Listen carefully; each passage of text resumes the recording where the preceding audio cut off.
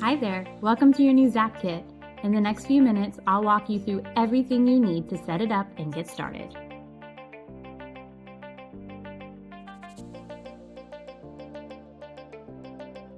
Inside your kit, you'll find your Z-Amplifier, a quick start guide,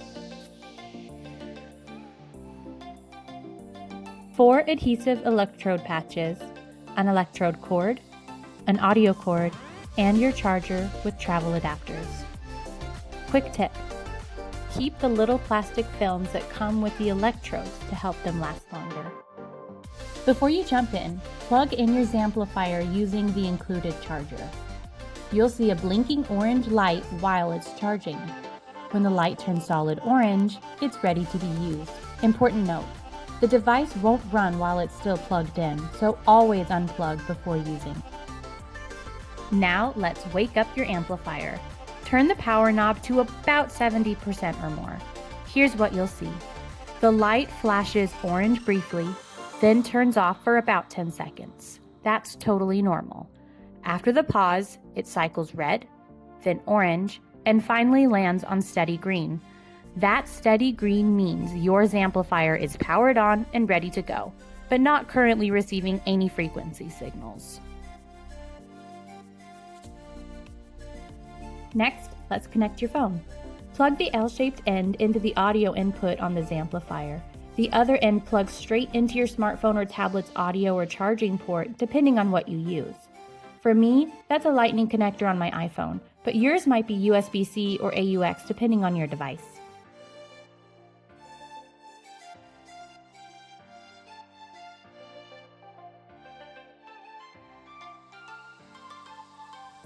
Now, you are going to grab the electrode cord.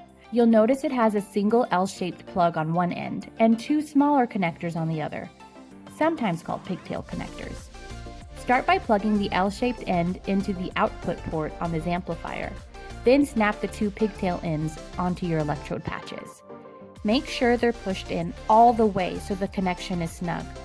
If they're only halfway plugged in, the signal won't fully travel from the app through the amplifier to your electrodes, so double check the connections are flush. Now it's time to place the electrodes. Stick them onto clean, dry skin and aim for soft, fleshy areas. That helps them stay put and carry the signal comfortably. Avoid sensitive spots like your face, neck, spine, or groin, and don't place them right over bony areas like your knees or elbows. Think of it this way. Frequencies travel in a diagonal line between the 2 electrodes, so you want your target area to sit between them. For your first run, a simple shoulder to opposite hip placement works beautifully. It's an easy all-purpose setup that gives support across the whole body.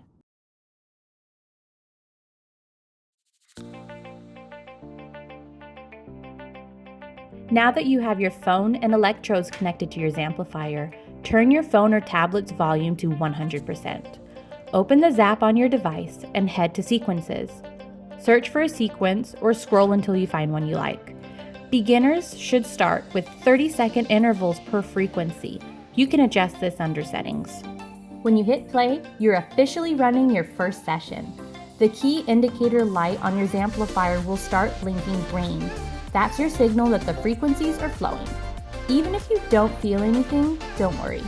Higher frequencies, especially above about 1500 Hz, are usually too subtle for us to sense. If that light is flashing green, you can trust everything is working properly. From there, you can adjust the intensity to your preference at any time during the session. And that's it, you're ready to go. One last reminder though. Keep a water bottle nearby, because drinking plenty of water before, during, and after sessions keeps your body flushing out waste and helps the frequencies circulate more efficiently. Okay, 2 reminders. Because it is worth mentioning that the Zappkit is not a medical device, and it's not meant to diagnose, treat, or cure anything. If you have specific medical concerns, always consult with a certified healthcare professional. That's all for now. Happy zapping, and we'll see you next time.